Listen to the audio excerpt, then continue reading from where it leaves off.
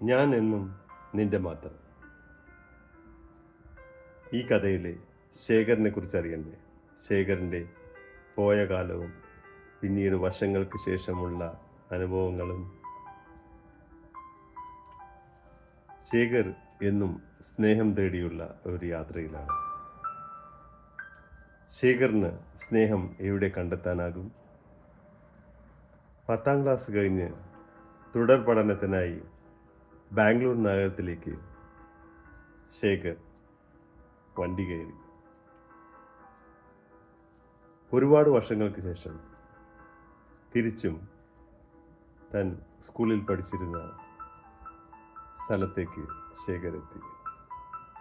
എല്ലാവരെയും തിരക്കുന്ന കൂട്ടത്തിൽ ദേവിയെ തിരക്കി. അപ്പോഴാണ് അറിഞ്ഞത് ദേവി പാലക്കാട് അടുത്തുള്ള ചന്ദ്രനഗറിൽ ഒരു സ്കൂളിൽ പഠിപ്പിക്കുന്നുണ്ടെന്ന്. പഴയ ക്ലാസ്മേറ്റായ സത്യനെയാണ് അവൾ വിവാഹം കഴിച്ചതെന്ന്. സത്യനും ദേവിയും ശേഖറിൻ്റെ നല്ല സുഹൃത്തുക്കളായിരുന്നു. ശേഖർ പാലക്കാട്ടേക്ക് ബസ് കയറി. ബസ് ഇറങ്ങിയതും അടുത്തുള്ള ഓട്ടോറിക്ഷക്കാരനോട് ചന്ദ്രനഗറിലേക്ക് വിടുവാൻ പറഞ്ഞു.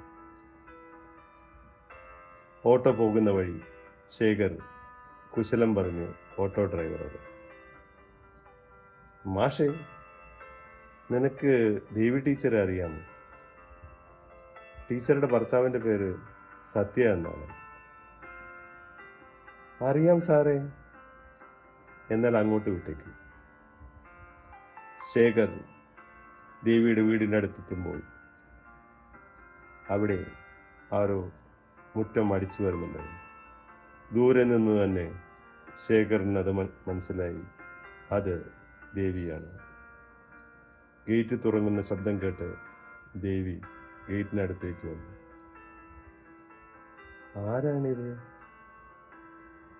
ശേഖർ ദേവിയെ കണ്ടിട്ട് നിരവധി വർഷങ്ങളായെങ്കിലും ദേവിക്ക് ശേഖറിൻ്റെ മുഖം മറക്കാൻ കഴിഞ്ഞിരുന്നില്ല.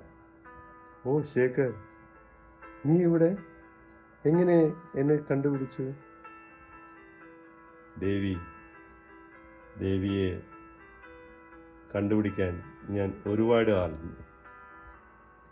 പിന്നീടാണ് നമ്മുടെ ചന്ദ്രനെ കണ്ടത്. ചന്ദ്രനാണ് നിന്നെക്കുറിച്ച് പറഞ്ഞു തന്നത്.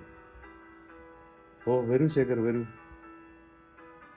ശേഖറിന് ചിലപ്പോൾ അറിയുമായിരിക്കും, ഞാൻ നമ്മുടെ കൂട്ടുകാരനായിരുന്ന സത്യനെയാണ് കല്യാണം കഴിച്ചത്. അറിയാം.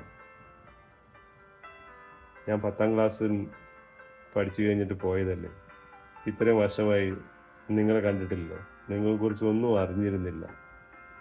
ഇപ്പോഴാണ് നിങ്ങളെ തേടി വരാൻ എനിക്ക് തോന്നിയത്. ശേഖർ വരൂ. ദേവി ശേഖറിനെ സ്വീകരണമുറിയിലിരുത്താതെ നേരെ ബെഡ്റൂമിലേക്കാണ് കൂട്ടിക്കൊണ്ടുപോയത്. അവിടെ ഒരാൾ കിടക്കുന്നു. ശേഖറിന് മനസ്സിലായി അത് സത്യയാണ്.